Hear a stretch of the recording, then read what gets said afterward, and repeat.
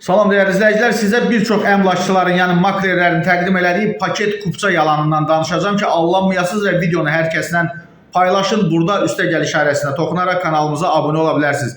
Sosial şəbəkələrdə paylaşılan daşınmaz əmlak elanlarında tez-tez paket kupça ifadəsinə rast gəlinir və bu termin vasitəçilər tərəfindən evin güya sənədlərinin qaydasında olduğu kimi təqdim edilsə də, hüquqi baxımından mülkiyyət hüququnu təsdiqləmir. Millaz xəbər verir ki, daşınmaz əmlak üzrə mütəxəssis Ramil Osmanlı bildirib ki, bir şəxsin ev üçün ödəniş etməsi onun avtomatik olaraq həmin əmlakın sahibi olması anlamına gəlmir. Yəni, pulu verib ev alırsınızsa, siz hələ onun tam sahibi deyilsiniz. Və mütəxəssisin sözlərinə görə daşınmaz əmlak üzərində mülkiyyət hüququ yalnız dövlət qeydiyyatından keçmiş çıxarışla təsdiqlənir və bu sənəd xalq arasında kupça kimi tanınır. Ekspert qeyd edir ki, elanlarda paket kupça adı altında təqdim olunan sənədlər adətən bələdiyyə arayışı, evin eskiz və ya plan sənədi, texniki pasport, kommunal ödəniş qəbzləri, etibarnamə və bəzi hallarda özəl şirkətlərin verdiyi qiymətləndirmə rəylərindən